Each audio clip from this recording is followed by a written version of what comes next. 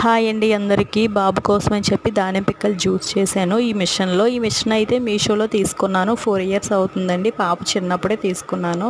ఇప్పుడైతే బాబుకు కూడా ఇందులో జ్యూస్ అయితే చేస్తున్నాను. బయట తీసుకున్న వాటిలో ఐస్ గట్ట వేసేస్తారు, వాళ్ళు ఎక్కువగా తాగలేరు కదా.